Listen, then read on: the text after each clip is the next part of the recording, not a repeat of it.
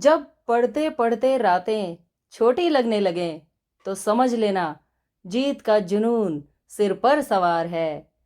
Welcome to subscribers of target 100 mathematics. हाँ जी, 12th class HBSC की तरफ से जो सैंपल पेपर आया है, आज हम उसके सेक्शन ई के क्वेश्चंस करेंगे, यानी केस स्टडी वाले क्वेश्चंस। क्वेश्चन नंबर 36 है ये। A toy company calculates its profit by the profit function. ये profit function given है. Then answer the following questions. A. Find the point of local maxima for Px. Can we apply here second derivative test? If yes, explain why.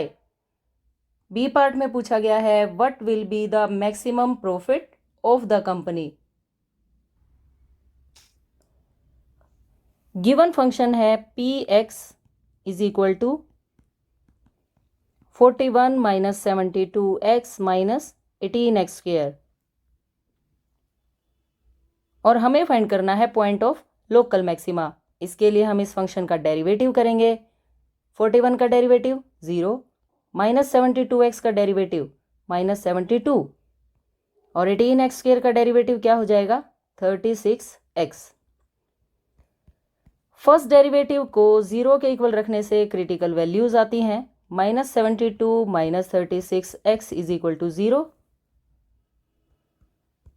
Minus के number right side जाकर plus में change हो जाएंगे और multiply वाले divide में। 36 2 ज़ा 72, यानी x की वैल्यू क्या आ गई -2। ये हमारा क्रिटिकल पॉइंट है। अब हमें सेकंड डेरिवेटिव कैलकुलेट करना है। इसके लिए फर्स्ट डेरिवेटिव को एक बार और डेरिवेटिव कैलकुलेट करेंगे। इसका डेरिवेटिव 0 और माइनस 36x का डेरिवेटिव -36। ये वैल्यू लेस देन 0 है। It means by second derivative test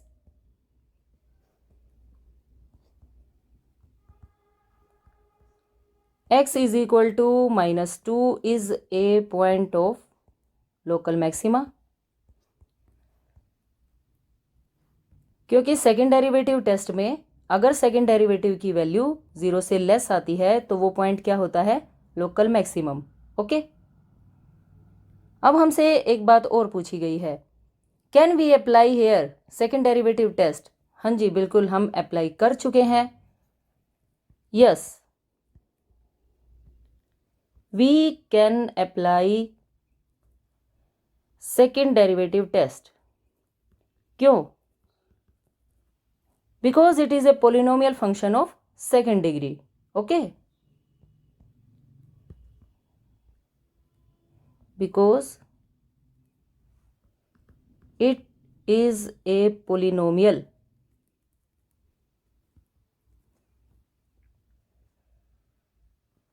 function of second degree, and hence Px is twice differentiable. Okay? Second degree का पोलिनोमियल है।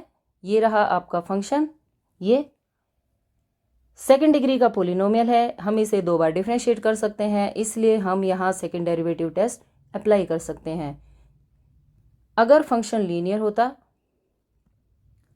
तो सेकेंड डेरिवेटिव 0 आ जाता, जहाँ पर सेकेंड डेरिवेटिव टेस्ट फेल हो जाता है। ओके, इसी क्वेश्चन के सेकेंड पार्ट में हमसे ये पूछा गया है what will be the maximum profit. Maximum profit calculate करने के लिए आपको फंक्शन में ये वैल्यू, क्रिटिकल पॉइंट वाली ये वैल्यू पुट करनी पड़ेगी। कहाँ? Px में, यहाँ पर। Okay, put x is equal to -2, ये B पार्ट है। B, put x is equal to -2 इन Px। 41 minus 72x minus 18x square. P of minus 2. 41 as it is, x के प्लेस पर -2, -2 का square. 41 plus 144 minus 72. 113 unit. Okay, ये है company का maximum profit. Now question number 37. देखिए ध्यान से, बिल्कुल इजी क्वेश्चन है. Radha has a fond of flying kites. Today after taking math exam she is flying kite to release the exam stress. Her kite is flying along the curve having differential equation this. Then answer the following questions. Part A. What type of differential equation is it?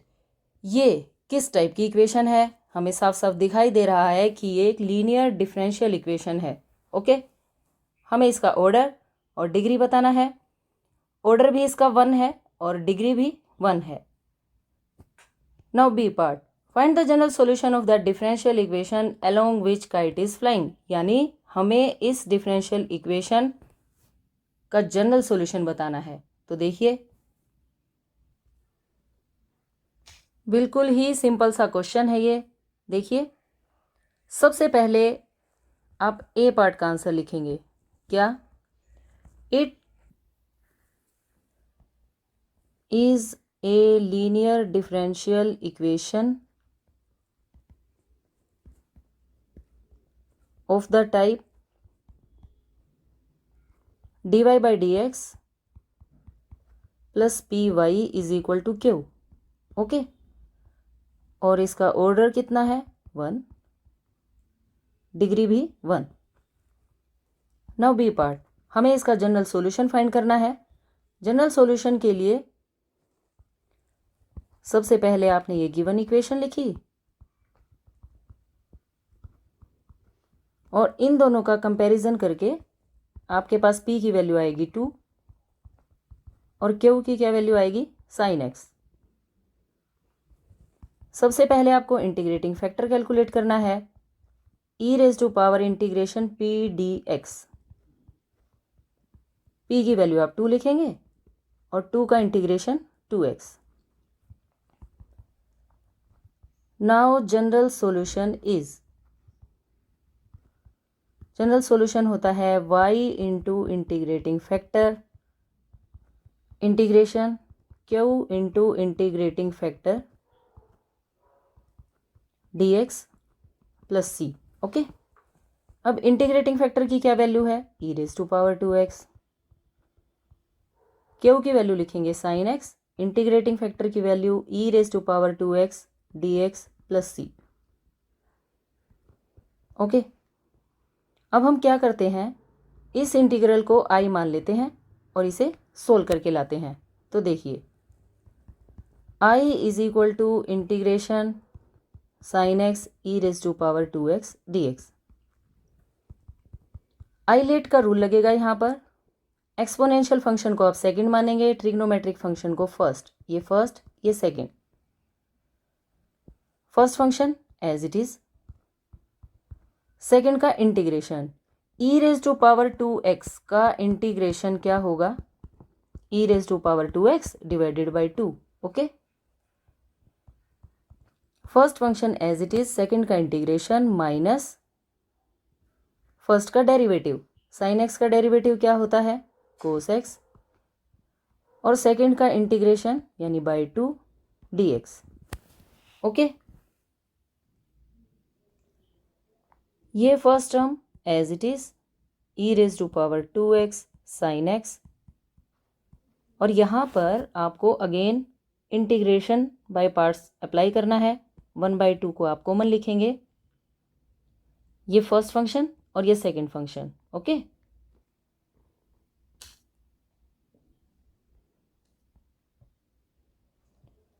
First function as it is, second का integration e की 2x/2 minus first function का derivative cos x का derivative क्या होता है? Minus sine x, जो इस minus को प्लस बना देगा.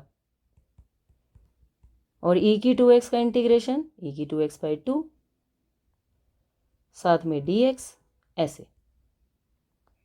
Okay, 1/2 e⁻²x sin x as it is. Bracket के बाहर माइनस है तो अंदर के साइन चेंज हो जाएंगे। 2 2 ज़ा 4 e⁻²x इंटू कोस एक्स, और ये प्लस किस में चेंज हो जाएगा? माइनस में। ये 2 इस 2 के साथ भी मल्टीप्लाई होगा। 1/4 integration sine x into e⁻²x dx। आई हमने ये माना था, देखिए ये हमारे पास आई है। ओके, साइन एक्स e⁻²x, और ये वाली टर्म भी बिल्कुल एग्जैक्ट सेम है, इंटीग्रेशन है साइन एक्स e⁻²x dx। तो हम इसके प्लेस पर क्या लिख सकते हैं? आई। लेफ्ट साइड में भी आपकी स्टेटमेंट में आई ही है, ये देखिए यहाँ से ये रहा। अब हमें माइनस के 1/4 आई को लेफ्ट साइड में लाना है, यानी I plus 1/4 I is equal to e⁻²x को आप यहाँ से कॉमन लिखेंगे, e⁻²x, और ब्रैकेट में है sine x/2 minus cos x/4। Okay, LCM I plus 1/4 I क्या बन जाएगा? 5/4 I, e⁻²x as it is, LCM आएगा 4, यहाँ बनेगा 2 sine x minus cos x, ऐसे। ओके, अब आई की वैल्यू आपको यहाँ से कैलकुलेट करनी है। 5/4, चाहें तो आप 4 से 4 को ऐसे कैंसिल कर सकते हैं, और 5 मल्टीप्लाई में है, यहाँ आकर डिवाइड में चेंज हो जाएगा। 2 sine x minus cos x, ये वैल्यू आई की है, और हमें इस वैल्यू को कहाँ पुट करना है?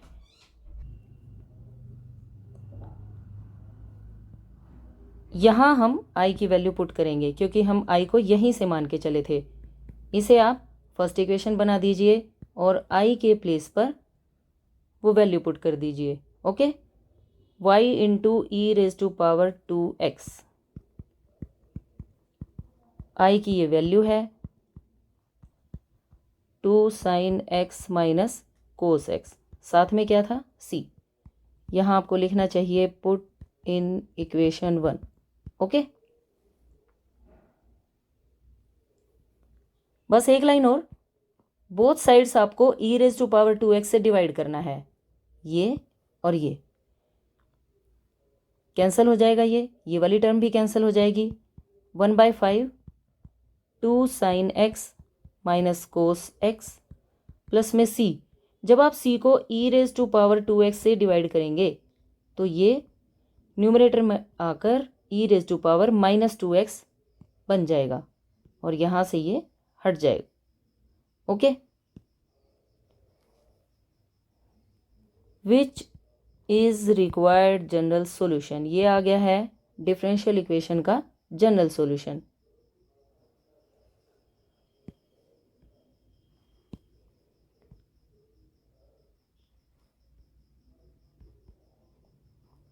गिवन डिफरेंशियल इक्वेशन, और इसी के साथ ये question finish. Okay, now question number 38 देखिए। केस स्टडी का ये थर्ड क्वेश्चन है और इस पेपर का लास्ट क्वेश्चन।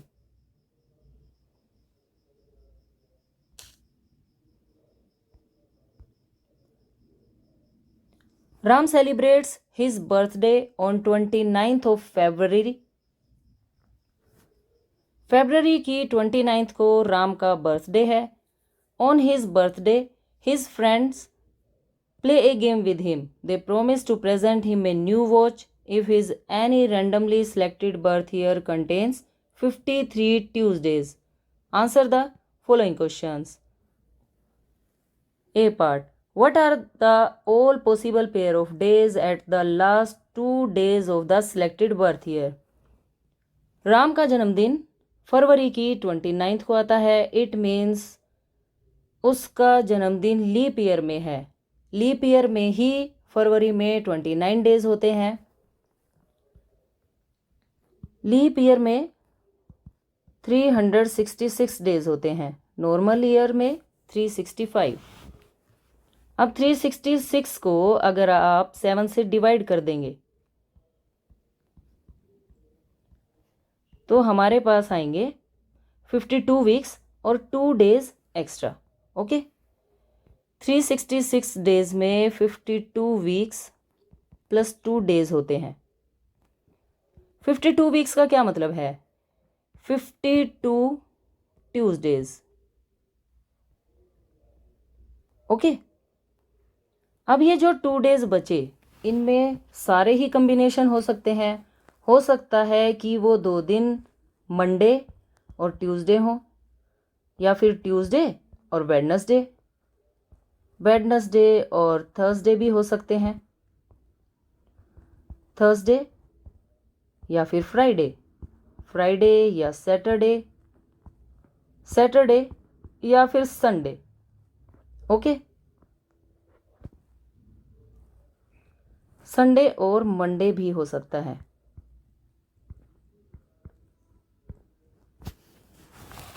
ये 2 दिन इन 7 पॉसिबिलिटीज में से कोई भी हो सकते हैं। हमसे क्या कहा गया है? What are the all possible pair of days at the last 2 days of the selected birth year. Ram ने जो भी बर्थ ईयर सेलेक्ट किया उसके आखिरी के 2 दिन के सारे पॉसिबल पेयर लिखने हैं। तो सारे पॉसिबल पेयर्स क्या हो जाएंगे? ये सभी। ओके, तो आप इन्हें लिख सकते हैं all possible pairs. All possible pairs are, ये सभी आप लिख देंगे। मंडे ट्यूसडे, ट्यूसडे वेडनेसडे, इस टाइप से संडे मंडे तक। कितने हैं ये total possible pairs? 7। Now second part, what is the probability that Ram will win the watch from his friends. इस बात की क्या प्रोबेबिलिटी है कि राम अपने दोस्तों से वॉच जीत जाएगा? राम वॉच कब जीतेगा? अगर 53 ट्यूसडेज आ जाएंगे। अब 53 ट्यूसडेज कब होंगे? 52 ट्यूसडेज तो यहाँ पर हैं। अगर ये वाले 2 डेज हो गए तो इस ट्यूसडे को मिलाकर 53 ट्यूसडेज हो जाएंगे। ये वाले दोनों में से भी ट्यूसडे और वेडनेसडे वाला पेयर आ गया इन 2 दिन में तो भी 53 ट्यूसडेज हो जाएंगे। बाकी देखिए कहीं भी ट्यूसडे नहीं है। बी पार्ट में हमें प्रोबेबिलिटी बतानी है। तो फेवरेबल केसेस कितने हैं? 2। सिर्फ ये 2 दिन। कौन कौन से? Monday Tuesday and Tuesday Wednesday. Total possible cases हैं 7। सो प्रोबेबिलिटी कितनी बन जाएगी? 2/7। ओके, यहाँ आप लास्ट में लिख देंगे so probability is equal to 2/7। Ram के जीतने की ये प्रोबेबिलिटी होगी। अंडरस्टैंड? और इसी के साथ आपने सेक्शन ये कंप्लीट कर लिया है। इस वीडियो को ज़्यादा से ज़्यादा लाइक करें, शेयर करें और चैनल को सब्सक्राइब करना बिल्कुल ना भूलें। अगर किसी भी क्वेश्चन में कोई भी प्रॉब्लम है तो कमेंट सेक्शन में ज़रूर बताएं। Thanks for watching. Bye bye, take care.